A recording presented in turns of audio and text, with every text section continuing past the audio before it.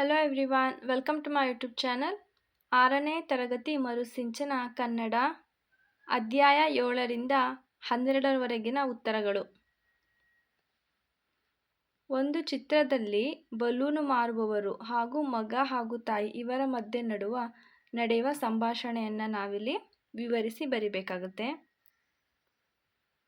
ಮುಂದಿನ ಚಿತ್ರದಲ್ಲಿ ಪರಿಸರ ಮಾಲಿನ್ಯ ಬಗ್ಗೆ ನಾವು ಬರಿಬೇಕು. ಸೊ ಪರಿಸರದ ಮಾಲಿನ್ಯ ಬಗ್ಗೆ ನಾವು ಬರಿಬೇಕಾದ್ರೆ ಪರಿಸರ ಮಾಲಿನ್ಯ ಅಂದ್ರೇನು, ಸೊ ಅದಕ್ಕೆ ಕಾರಣಗಳು ಯಾವುವು, ಸೊ ಈ ಥರ ಒಂದು ಕಾನ್ಸೆಪ್ಟನ್ನ ನಾವು ಇಟ್ಕೊಂಡು ಎಲ್ಲ ಥರ ಒಂದು ಪಾಯಿಂಟ್ಸ್ನ ನೀವು ಮೆನ್ಷನ್ ಮಾಡಿ ಬೇಕಾದ್ರೆ ನೀವು ಬರೀರಿ. ಪ್ಯಾರಾಗ್ರಾಫ್ ಟೈಪಲ್ಲಾದರೂ ಬರಿಬೋದು ಅಥವಾ ನೀವು ಪಾಯಿಂಟ್ಸ್ ಟೈಪಲ್ಲಿ ಬೇಕಾದ್ರೂ ಪರಿಸರ ಮಾಲಿನ್ಯ ಬಗ್ಗೆ ಬರೀರಿ.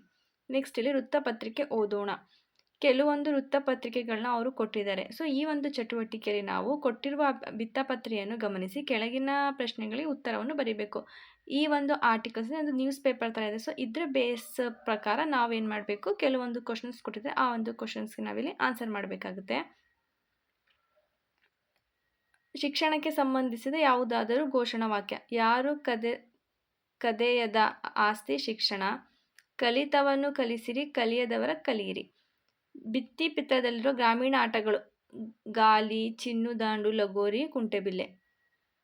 ನಿಮಗೆ ಬೇರೆ ಆಟ ಗೊತ್ತಿದ್ರೆ ಅದನ್ನು ಬೇಕಾದ್ರೂ ಬರೀರಿ. ನೆಕ್ಸ್ಟ್ ಭಿತ್ತಿ ಪತ್ರದಲ್ಲಿರೋ ಒಗ್ಗಟ್ಟಿಗೆ ಉತ್ತರ ಬರೆಯಿರಿ. ಅಲ್ಲಿ ಒಂದು ಒಗ್ಗಟ್ಟು ಕೊಟ್ಟಿದ್ದಾರೆ, ಅದಕ್ಕೆ ಉತ್ತರ ಗಿಳಿ. ಭಿತ್ತಿ ಪತ್ರ ಸ್ವಾತಂತ್ರ್ಯ ಹೋರಾಟಗಾರರ ಹೆಸರು ಮಹಾತ್ಮ ಗಾಂಧೀಜಿ. ಭಿತ್ತಿ ಪತ್ರದ ಕವಿಯ ಹೆಸರು. ಯಾವ ಕವಿ ಫೋಟೋ ಇದೆ, ದ.ರಾ ಬೇಂದ್ರೆ. ಸೊ ಬೇಂದ್ರೆ ಅಂತ ನೀವು ಆ ಹೆಸರನ್ನ ನೀವು ಬರಿಬೇಕು.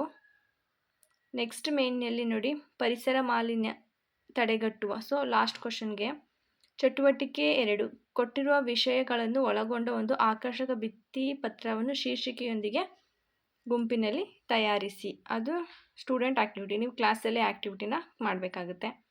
ನೆಕ್ಸ್ಟ್ ಕತೆ ಕಟ್ಟೋಣ. ಅಂದರೆ ಒಂದು ಚಿತ್ರನ ಕೊಟ್ಟಿದ್ದಾರೆ, ಆ ಒಂದು ಚಿತ್ರನ ಫಸ್ಟ್ ನಾವು ಸೀಕ್ವೆನ್ಸ್ ಆಗಿ ಸೀರಿಯಲ್ ನಂಬರ್ ಬರಿಬೇಕು. ಅಂದರೆ ಫಸ್ಟ್ ಸಿಚುವೇಶನ್ ಯಾವ್ದು ಬರುತ್ತೆ, ಸೆಕೆಂಡ್ ಯಾವ್ದು ಬರುತ್ತೆ, ಮೂರನೇದು ಯಾವ್ದು ಬರುತ್ತೆ ಅಂತ ನಾವು ಆ ನಂಬರ್ಸ್ನ ನಾವು ಕೊಡಬೇಕಾಗುತ್ತೆ. ನಂಬರ್ಸ್ನ ಕೊಡಬೇಕಂದ್ರೆ ನೋಡಿ 3 ಇದೆ. ಫಸ್ಟ್ ಲಾಸ್ಟ್ ಇರೋ ಪ್ರಶ್ನೆ ಫಸ್ಟು ಇರುವೆ ನೀರಲ್ಲಿದೆ. ಅದಾದಮೇಲೆ ಒಂದು ಪಕ್ಷಿ ಬಂದು ಇರುವೆಗೆ ಎಲೆ ಕೊಡುತ್ತೆ, ಇರುವೆ ಅದ್ರ ಮೇಲೆ ಹತ್ಕೊಡುತ್ತೆ. ಸೊ ಈ ಥರ ನೀವು ಸಿಚುವೇಶನ್ ಬೇಸ್ ಮೇಲೆ ನೀವು ಸಂಖ್ಯೆಗಳನ್ನ ನೀವು ಆ ಚಿತ್ರಕ್ಕೆ ಕೊಡಬೇಕಾಗುತ್ತೆ.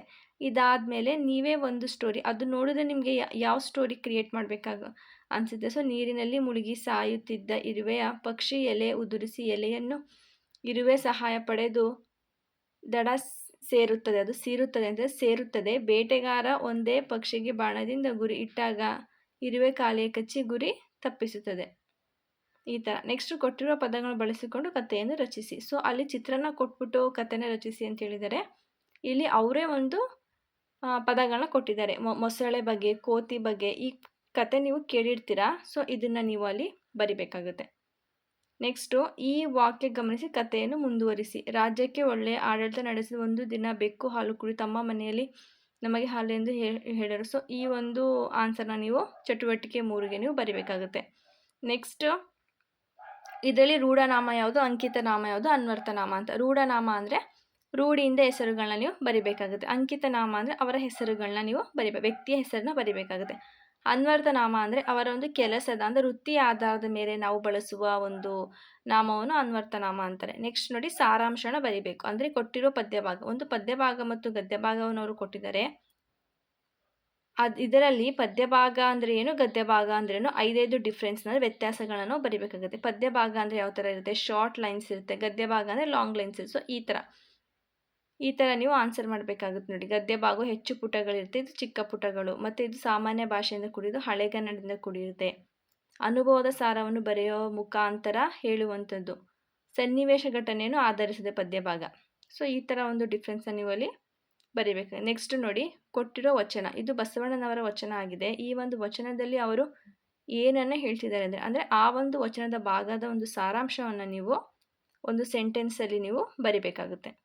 ಸೊ ಈ ಚಟುವಟಿಕೆ 2ರಲ್ಲಿ ಇಷ್ಟೇ ಆನ್ಸರು. ನೀವು ಕೊಟ್ಟಿರೋ ಒಂದು ವಚನ ನೀವು ಎಲಾಬ್ರೇಟ್ ಮಾಡಿ ಬರೀರಿ. ನೆಕ್ಸ್ಟ್ ಇಲ್ಲಿ ಪದ್ಯವನ್ನು ಓದಿ ಈ ಕೆಳಗಿನ ಪ್ರಶ್ನೆಗಳಿಗೆ ಉತ್ತರಿಸಿ. ಇದು ನಾಡಗೀತೆ ಅಂದರೆ ರೈತರ ಬಗ್ಗೆ ಒಂದು ಪದ್ಯ, ಇದು ನೇಗಿಲ ಯೋಗಿ. ಸೊ ಈ ಒಂದು ಪದ್ಯನ ನೀವು ಕ್ಲಾಸಲ್ಲಿ 1-2-3 ಸರಿ ಹಾಡಿ ಪ್ರಾಕ್ಟೀಸ್ ಮಾಡಿ. ಅದಾದಮೇಲೆ ಕ್ವಶನ್ಸ್ಗಳು ಕೊಟ್ಟಿದ್ದಾರೆ, ಆ ಒಂದು ಕ್ವಶನ್ಸ್ಗೆ ನೀವು ಆನ್ಸರ್ ಮಾಡಬೇಕಾಗುತ್ತೆ. ಇದು ಚಟುವಟಿಕೆ 3. ಕ್ವಶನ್, ಯಾರನ್ನು ನೇಗಿಲ ಯೋಗಿ ಕರೆದಿದ್ದಾರೆ? ಉಳುವ ಯೋಗಿ ಎಂದು ಕರೆದಿದ್ದಾರೆ. ಉಳುವವನನ್ನು. ಕಷ್ಟದೊಳಗೆ ದುಡಿಯುವರು ರೈತ. ನೇಗಿಲ ಕುಲದೊಳ ಕರ್ಮ, ನೇಗಿಲ ಮೇಲೆ ಧರ್ಮ ನಿಂತಿದೆ. ಸೊ ಈ ಫಸ್ಟ್ 3 ಕ್ವಶನ್ಸ್ಗೆ ಇದು ಆನ್ಸರ್ ಆಗಿದೆ. ನೆಕ್ಸ್ಟ್ 2 ಕ್ವಶನ್ಸ್ ಇದೆ. ಆ ಒಂದು ಕ್ವಶನ್ಗೆ ಆನ್ಸರ್ ಕೂಡ ಮಾಡಿದ್ದೀನಿ. ರೈತನ ಯಾವುದನ್ನು ಬಿಡುವುದೇ ಇಲ್ಲ, ಕಾಯಕವನ್ನು ಬಿಡುವುದೇ ಇಲ್ಲ. ನೆಕ್ಸ್ಟ್ 5ನೇ ಪ್ರಶ್ನೆಗೆ, ನೇಗಿಲ ಯೋಗಿ ಪದ್ಯವನ್ನು ಬರೆದವರು ಯಾರು? ರಾಷ್ಟ್ರಕವಿ ಕುವೆಂಪು. 5 ಕ್ವಶನ್ಸು ಕಂಪ್ಲೀಟ್ ಆಗಿ ಆನ್ಸರ್ ಆಗಿದೆ. ನೆಕ್ಸ್ಟ್ ಆಕ್ಟಿವಿಟಿಲಿ ಕೊಟ್ಟಿರುವ ಹೇಳಿಕೆಯನ್ನು ಗಮನಿಸಿ ಸೂಕ್ತವಾದ ಪದ ಬರೆ. ಹೆಸರನ್ನು ಸೂಚಿಸುವ ಪದ. ಒಬ್ಬರು ಹೆಸರು ನಾಮಪದ. ನಾಮಪದಕ್ಕೆ ಬದಲಾಗಿ ಬಳಸುವ ಪದಗಳು ಸರ್ವನಾಮ. ಇದೇ ಥರ ಇನ್ನೂ 3 ಸೆಂಟೆನ್ಸ್ ಇದೆ. 3 ಸಾಲಿನ ಪದ್ಯಗಳಿಗೆ ತ್ರಿಪದಿ ಅಂತಾರೆ. ನಮ್ಮ ಜೀವನ ಚರಿತ್ರೆ ಬಗ್ಗೆ ಬರೆದು ಆತ್ಮಚರಿತ್ರೆ ಅಂತಾರೆ. ಸ್ವತಂತ್ರವಾಗಿ ಉಚ್ಚರಿಸಲ್ಪಡುವ ಅಕ್ಷರಗಳನ್ನ ಸ್ವರಗಳು ಅಂತ ಕೂಡ ಕರೀತಾರೆ. ನೆಕ್ಸ್ಟ್ ನೋಡಿ 11, ಘಟನೆಯ ಕುರಿತು ಮಾತಾಡೋಣ. ಒಂದು ಕವಿತೆಯನ್ನು ಕೊಟ್ಟಿದ್ದಾರೆ. ಈ ಒಂದು ಕವಿತೆಯನ್ನು ನೀವು ರಾಗವಾಗಿ ಹಾಡಬೇಕಾಗುತ್ತೆ. ಇದು ತರಗತಿ ಚಟುವಟಿಕೆ ಉತ್ತರ. ನೆಕ್ಸ್ಟ್ ಚಟುವಟಿಕೆಯಲ್ಲಿ ಈ ಒಂದು ಬಾಕ್ಸ್ನ ಫಿಲ್ ಮಾಡಬೇಕಾಗುತ್ತೆ. ಕೊಟ್ಟಿರುವ ಪದಗಳನ್ನು ತಿರುಗಿಸಿ ಓದಿ ಮತ್ತು ಬರೆಯಿರಿ. ನೀವು ಯಾವುದೇ ಥರ ಓದಿದ್ರು ಕೂಡ ಪದದ ಅರ್ಥ ಒಂದೇ ಇರುತ್ತೆ. ಕುರುಕು, ನಳಿನ, ಗುಡುಗು, ನವಜೀವನ, ಸುಹಾಸ, ನೀವು ಹೇಗೆ ಓದಿದ್ರು ಕೂಡ ಅದರ ಅರ್ಥ ಒಂದೇ ಬರುತ್ತೆ. ಸೊ ಅದನ್ನೇ ಹ್ಯಾಸ್ ಇಟ್ ಈಸ್ ಬರೆಯಿರಿ. ನೆಕ್ಸ್ಟ್ ಇಲ್ಲಿ ಕೊಟ್ಟಿರುವ ನಗೆ ಹಾನಿಯನ್ನು ಓದಿ ಆನಂದಿಸಿ 2 ಬರೆಯಿರಿ. ಒಂದು ಪಂಚಾಯಿತಿ ಆಫೀಸ್ನಲ್ಲಿ. ನೆಕ್ಸ್ಟ್ ಇಲ್ಲಿ ಚಟುವಟಿಕೆ 4, ಕೊಟ್ಟಿರುವ ಚಿತ್ರದ ಒಳಗೆ ಹಲವು ಚಿತ್ರಗಳಿವೆ, ಅವುಗಳನ್ನು ಗುರುತಿಸಿ. ಆ ಒಂದು ಚಿತ್ರದಲ್ಲಿ ಬೇರೆ ಬೇರೆ ಚಿತ್ರಗಳಿದೆ. ಮನೆ ಚಿತ್ರ ಇದೆ. ಸೊ ಅದನ್ನು ನೀವು ಗುರುತಿಸ್ಬಿಟ್ಟು ನೀವು ಬರಿಬೇಕಾಗುತ್ತೆ. 2 ಮನೆ ಇದೆ ಆ ಚಿತ್ರದಲ್ಲಿ, ಒಂದು ಮರ, ಒಂದು ಒಣಗಿದ ಮರ ಇದೆ, ಕುರಿ ಕಾಯೋ ವ್ಯಕ್ತಿ ಇದ್ದಾನೆ, 3 ಕುರಿಗಳಿದೆ, ಹಸಿರು ಹುಲ್ಲಿದೆ. ಸೊ ಈ ಥರ ಪಾಯಿಂಟ್ಸ್. ನೆಕ್ಸ್ಟ್ ಇಲ್ಲಿ ಚಟುವಟಿಕೆ 5, ತಲೆ ಇಲ್ಲದ ಪ್ರಾಣಿ ಯಾವುದು? ಯಾವ ಪ್ರಾಣಿಗೆ ತಲೆ ಅನ್ನೋದೇ ಇರಲ್ಲ? ಅಮೀಬಾ. ನೆಕ್ಸ್ಟ್ ಕಣ್ಣಿಲ್ಲದ ಜೀವಿ ಯಾವುದು? ಲೇಸರ್ ಬ್ಲೇಡ್ ಓಲ್, ಕಣ್ಣಿಲ್ಲದ ಜೀವಿ. ನೆಕ್ಸ್ಟ್ ಕಾಲಿಲ್ಲದ ಜೀವಿ ಯಾವುದು? ಪಟ್ಟೆಯೊಳ, ಕಾಲಿಲ್ಲದ ಹುಲಿ. ನೆಕ್ಸ್ಟ್ 2 ಮೆದುಳಿರುವ ಜೀವಿ, ಆಕ್ಟೋಪಸ್. ಮೆದುಳು ಮತ್ತು ರಕ್ತವಿಲ್ಲದ ಜೀವಿ ಯಾವುದು? ಜೆಲ್ಲಿ ಮೀನು, ಜೆಲ್ಲಿ ಫಿಶ್. ಅದಕ್ಕೆ ರಕ್ತನೂ ಇಲ್ಲ, ಮೆದುಳು ಕೂಡ ಇಲ್ಲ. ನೆಕ್ಸ್ಟ್ ಚಟುವಟಿಕೆ 12, ಲಾಸ್ಟ್ ಇದು. ಲೇಖನ ಓದಿ ಉತ್ತರಿಸೋಣ.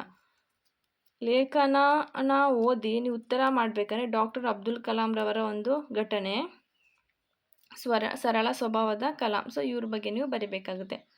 ಅಬ್ದುಲ್ ಕಲಾಂ ಜೊತೆ 70 ವಿಜ್ಞಾನಿಗಳು ಕೆಲಸ ಮಾಡುತ್ತಿದ್ದರು. ವಸ್ತು ಪ್ರದರ್ಶನ ಕರೆದುಕೊಂಡು ಹೋಗುತ್ತೇನೆ ಅಂತ ಅವರು ಹೇಳಿದರು. ಮಕ್ಕಳಿಗೆ ಮಾತು ಕೊಟ್ಟಿದ್ದೆ, ಹೋಗುವುದಕ್ಕೆ ಆಗಿಲ್ಲ. ಕ್ಯಾಬಿನ್ನಲ್ಲಿ ಸರ್ ಇಲ್ಲೂ ಮನೆಯಲ್ಲೂ ಏನಾಗಿದೆ ಎಂದು ಯೋಚಿಸುತ್ತಾರೆ. ನೆಕ್ಸ್ಟ್ ಕ್ವಶನ್ಸ್ಗೆ, ಡಾಕ್ಟರ್ ಅಬ್ದುಲ್ ಕಲಾಂ ರವರು ಕರೆದುಕೊಂಡು ಹೋಗಿದ್ದರು. ಮಕ್ಕಳನ್ನು ವಸ್ತು ಪ್ರದರ್ಶನ ಕರೆದುಕೊಂಡು ಹೋಗಿದ್ದಾರೆ ಯಾರು? ಡಾಕ್ಟರ್ ಅಬ್ದುಲ್ ಕಲಾಂ. ಅಬ್ದುಲ್ ಕಲಾಂ ರವರು ಯಾವ ಗುಣ ನಿಮಗೆ ಇಷ್ಟ ಆಯಿತು? ಸರಳತೆ ಇಷ್ಟ ಆಯಿತು. ಸೊ ನಿಮಗೆ ಯಾವ ಗುಣ ಇಷ್ಟ ಆಗಿದೆ ಆ ಒಂದು ಗುಣ ನೀವಲ್ಲಿ ಬರಿಬೋದು. ಚಟುವಟಿಕೆ 2, ಕ್ರಿಯಾಪದಗಳನ್ನು ಗುರುತಿಸಿ. ಕ್ರಿಯಾಪದಗಳನ್ನು ವರ್ಬ್ ಫಾರ್ಮ್.